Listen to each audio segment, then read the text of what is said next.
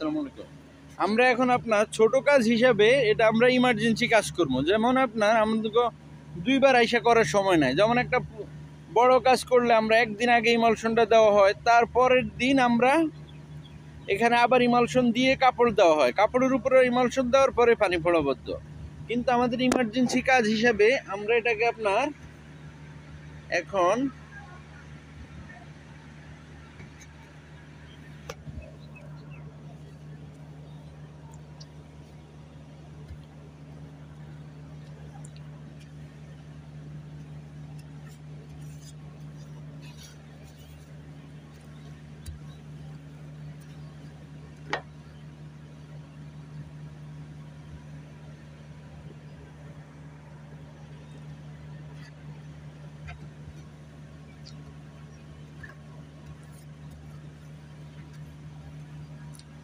দেখেন, পাশাপাশি ইমার্জেন্সি যদি কাজ করেন আপনি, তাহলে যেখানে ভাঙ্গা জায়গা আছে ওই জায়গাটা ইমালশন দিবেন।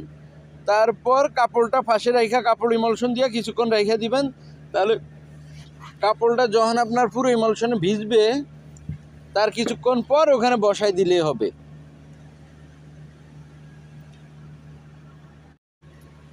দেখেন, ইমার্জেন্সি কাজের জন্য যেটা করলাম, প্রথম কোট ইমালশন দিলাম, দেওয়ার পর কাপড়ে পাশে রাইখা কাপড়টাতে ইমালশন দেওয়া হইলো।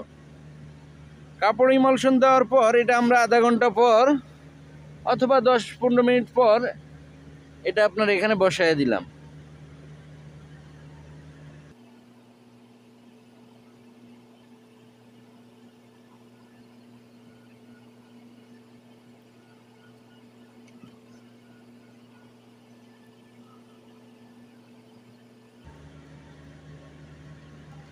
এই যে দেখেন, বসায় দিলাম। এখন আপনি এটাতে পানি পড়ার সমস্যা দূর হইলো। কিন্তু এই কাজটা যদি দীর্ঘস্থায়ী লাস্টিং করতে চান, আপনি 5-7 দিন অথবা 15 দিন পর উঠে একটু ইমালশনটা দিবেন। দেওয়ার পর সাথে সাথে সিলেকশন বালি ছিটিয়ে দিয়ে দিবেন। তাহলে এই কাজটা আপনার 3 বছরের জন্য আর কোনো সমস্যা হবে না। মরিচা প্রতিরোধ হবে, টিন আর ওখানে কোনো সমস্যা হবে না, পানিও পড়ার সমস্যা থাকবে না ইনশাল্লাহ।